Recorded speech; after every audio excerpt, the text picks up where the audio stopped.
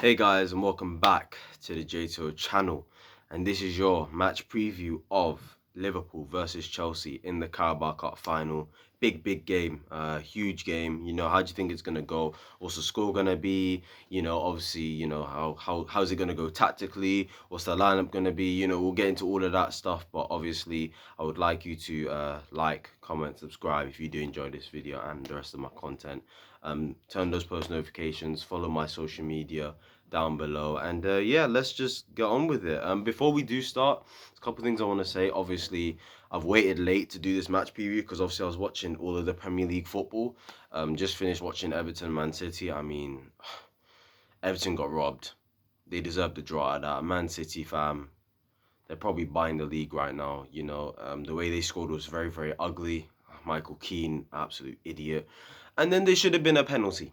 There should have been a penalty, but you guys will see it in the match highlights. Absolutely madness, but yeah, it is what it is. But another thing I wanted to mention before the preview, and this is really important. Obviously, we all know what's happening in Ukraine right now. Russia are, have declared pretty much war on them, and this is really going to affect, the world if they do not stop soon. And obviously, this relates to Chelsea in a way because our owner Roman Abramovich has been come under scrutiny, come under criticism. Members of the parliament are really putting pressure on him. Someone called Chris saying he's not fit enough, he shouldn't be owning Chelsea, all this and that, because he is friends with Putin, of course. So that's put him in a bit of trouble. And things are going on, and we don't know what's gonna happen with Roman. So obviously today he put out a statement saying that he's pretty much temporarily stepping down for a bit, and he's given like the responsibilities now to the trustees of Chelsea's charitable foundation. So I think in that group, I think it's 8 people, and it's got the likes of Emma Hayes and Bruce Buck involved as well. So those people will be running Chelsea Football Club pretty much from a day-to-day basis, just until hopefully, this situation with Russia, Ukraine, and whether Roman, anything that happens to him, hopefully, just all this shit just calms down a bit and dies down very soon, because we do stand with Ukraine, and hopefully, they're safe out there, and yeah, my heart's thoughts and prayers are with them. So yeah, it's not that deep. People are like busy talking shit about, oh, he's selling the club and stuff like that. He's not selling the club. He's just stepped down and he's distancing himself away from the club. So if anything does happen to him, which is a big if, then it will not affect Chelsea Football Club, if you know what I mean. So people, rivals or Chelsea fans were saying, oh, he's going to sell the club, blah, blah, blah. He's not selling the club, okay? Chill out. He is still our owner, okay? Like, although there's been rumors of investors creeping in and stuff like that, so we'll see what happens with that. But I just wanted to mention that real quick. Let's get on with the preview. Obviously, Liverpool Chelsea at Wembley tomorrow. In the 2 games that we faced against Liverpool, we have drawn both games. 1-1 at Anfield, obviously 10 men down, and 2-2 at Stamford Bridge. So yeah, clearly tactically between Klopp and Tuchel, it's been a very interesting tie, especially the one at Stamford Bridge. Obviously we were 2-0 down, had the hunger and came back to 2-2. So yeah, I do think tomorrow's game will be different though to those other games as well, because Wembley is just a huge pitch, and personnel is going to be key for both teams as well in terms of who does play.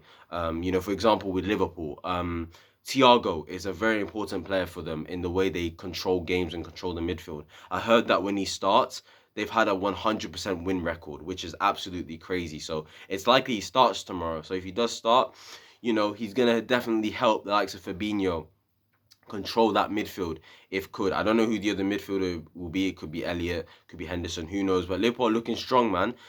On form. I think they've won their last 7 in a row, something like that. They've also brought in Luis Diaz now to, accompany with Mo Salah, Sadio Mane, Roberto Firmino, Jota, even Origi. So in terms of the attack, it's really looking strong. The midfield, they've got a full squad back. Thiago will play, Henderson will probably play, Fabinho, and then they've got, Van Dijk, Konate, Matip, Trent, Robertson, and it won't be Alisson in goal tomorrow. It'll be Kelleher. So Liverpool are going to be a threat tomorrow. Liverpool will be a threat tomorrow, and it's going to be a really tough game. And tactically, I think Tommy Tuchel will find a way. So yeah, before we get into all that tactical stuff, I just want to give a lineup prediction in terms of what I think Tuchel should put out. And I think this team I'm about to put out, I think there's a good chance he'll put it out. So obviously the formation, a 3-4-3. I have a feeling in goal, Kepa will play tomorrow. I don't know why. I just feel like he'll play tomorrow. Just because it's Carabao Cup. He's played all the other games, so it's like he deserves it, which he does, but Mendy's on number one.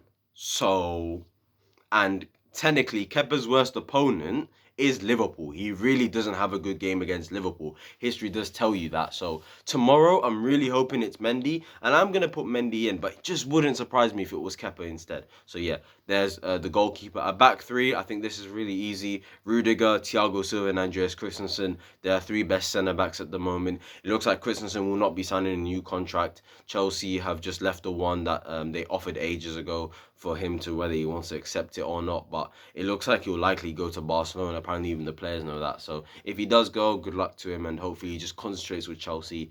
You know, I know he'll be playing a lot of important games for us throughout the coming weeks and months. So hopefully he can just have a strong end to the season with us. Obviously, Rudiger and Thiago Silva, standard. The wing backs, it's going to be Alonso tomorrow, and it's going to be... This one's interesting, because Thomas Tuchel in his press conference said he's very tempted to start Reece James. Do you know what? I wouldn't.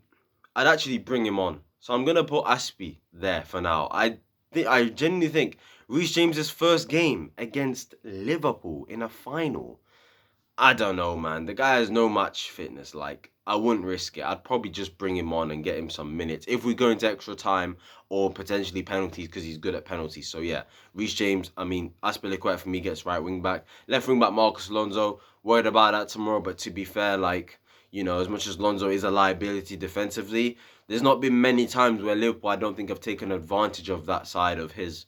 And when they do, they've got to get past Rudiger, and most of the time, Salah literally doesn't. So, am I worried about Alonso tomorrow? Of course I am, but it's probably not going to be as bad as I'd like to think. It could be, don't get me wrong, but, you know, history tells you that it hasn't been that bad when Alonso's played against Liverpool. So, yeah, he's played them again. He played in the two draws. And he wasn't bad in the first one. The second one, yeah, it was awful. But yeah, it is what it is. Double pivot now. This caused a bit of a debate. Obviously, Kovacic is back. No injury scare. Thank God for that. Yeah, that's really important because I did want him to play in this final, but I also want Kante to play in this final. For me, I don't want Jorginho anywhere near this pitch, not because I don't like him, just because of tactically and how I think the game will go. I think it will genuinely have a high intensity, high energy, high press from both teams. I feel like it's just going to be just bouncing, you know, end to end at times as well. And I feel like, I don't know if Jorginho can handle that. I feel like Kovacic and Kante can. If you want two players to cover ground at a pitch like Wembley, it's probably those two, you know. If you want to fully control the game, you want Jorginho in. But I don't think we're going to fully control the game like that. I think the possession could be equal, nearly, I think anyway. So for that reason, I play Kovacic and Kante. I think as a pivot, when they played this season together, I think it's looked really good. You know, they both complemented each other. One has clearly sat, one has clearly gone forward. And in transitions, I thought they both handled it really, really well. In the Lille game, I thought they handled the transitions that Lille were trying to give off, you know, really easily, in my opinion. So, yeah, for me, I'd play those two. It's really as simple as that. Kante always turns up against Liverpool, and Kovacic has been our best midfielder this season. It's as simple as that. We obviously move on now to the front three. I find this easy as well, although one position is a cause for debate. Pulisic on the left for me. Kai Havertz up top. The right-hand side's a bit difficult. Do you go with Ziyech or do you go with Mason Mount? Now, if you go with Mason Mount, you would understand maybe why, because you think about it off the ball. We may want to be a 3-5-2. You know, Mason, Kante, and Kova, just to match up, you know, their midfield of most likely to be Fabinho, Thiago, and Henderson. You know, in a big pitch like Wembley, you don't want to really be outnumbered in midfield. So maybe for tactical reasons, Thomas Tuchel could play Mason Mount. Although, me personally, I would play Hakim Ziyech on the right-hand side. I feel like I just want him to continue with his form. It's a final. I think he'll turn up. I think he'll play well. And I also think he can go into that three-man midfield as well. Or maybe just give him a task of maybe just marking Fabinho or something like that, because he's pretty important in terms of the way Liverpool build out. Obviously, Trent is important as well down the right-hand side. But yeah, I do think Ziyech should play tomorrow, but it just wouldn't surprise me if it was Mason Mount. No Lukaku in this team. I think everyone knows why I wouldn't have Lukaku in this team. For me, no. If you saw the 2-2 game, we had a much better. We had such a good performance. That was one of our best performances of the season, despite being 2-0 down. Let's just keep things real.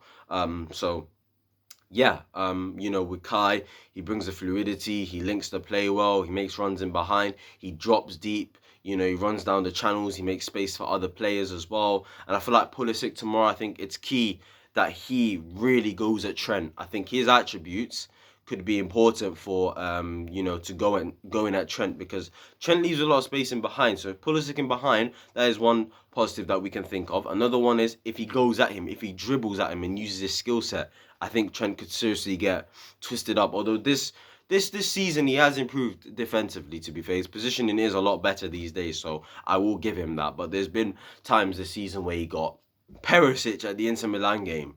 He had him. He had him. You saw the way Inter pushed Liverpool's fullbacks back, and you saw why Inter just managed to always get the ball forward, and you saw why Liverpool were ineffective. I want something similar to that this Sunday. I want us to push Trent back as much as possible, not have him in the build-up phase for Liverpool a lot of the time. Do you know what I mean? And just go at him, go at him. Another thing is, I feel like that midfield battle tomorrow is going to be really, really important, and that's why I'm having Kovacic and Kante in there, because they're very press resistant. And that is why I wouldn't have Jorginho in, because I feel like if Jorginho was in the midfield, they would just target the hell out of him. Jorginho kind of is press resistant. He's shown it at times, but overall, nah. Like, you don't want man pressing Jorginho constantly, because eventually you will lose the ball and it could lead to Liverpool creating a chance. If you want players in the midfield who are going to be calm, if regardless of any situation, you probably want it to be those two. That's why I'd play those two. So, yeah. And also another thing, transitions. If we can hit Liverpool on the break, one thing about Chelsea and Liverpool I've noticed this year, both teams are actually similar. It's just Liverpool just have more quality in attack. When you actually deep it, both teams have the ability to control a game. They can go to any team, face any team, and control the game for 90 minutes. They can do that, both teams. But also, both teams defend really, really well. And another thing both teams really do is they can go on counter-attacks really, really well as well. Like, really good at transitions, going on the counter-attack, with blitzering pace and movement and all that stuff. It's just the difference is their attackers are just better at making decisions and finishing off the chances than our attackers. So it's like, yeah, it's kind of mad. But yeah, I feel like Chelsea and Liverpool are just so similar in so many ways. Hence why I think these games, that we've faced each other have just been so tight, so close to call. Like, you don't know who's going to win, really, because both teams are just so similar in just the way they do certain things in the game. Like I said, counter-attacks, the way they defend, the ability to control games as well. Different philosophies, but very similar in different ways. Obviously, they're both German, so is that really a surprise? But yeah, tactically, it could be interesting. Klopp, I think Klopp will look to target Alonso, Trent, couple balls over the top for Salah, like the Stamford Bridge goal when Salah scored. Trent could be looking for something like that. And yeah, tomorrow's going to be a fascinating game. Going to be a fascinating, close game. It's going to be tight, man. And we'll see who wins. A score prediction, I'm going to give you a 2-2 draw and Chelsea win on penalties. That is the prediction I'm going to give you for tomorrow's game, guys. So, yeah. Tell me yours down below. Tell me your lineup prediction down below. Tell me your thoughts on Roman Abramovich and him temporarily stepping down from Chelsea for a bit. And, yeah, that's it, guys. I'll see you lot tomorrow, hopefully, when my player ratings and my match review comes out, because YouTube just messed me up on the other game, the Lille game, The review and player ratings were supposed to come out on the day, but YouTube decided to mess me up and just, yeah. So, yeah. YouTube, please sort it out. But, yeah. I'll see you lot tomorrow when hopefully Chelsea have won the Carabao Cup and win our third trophy of the season. So, yeah. I'll see you lot then. Peace.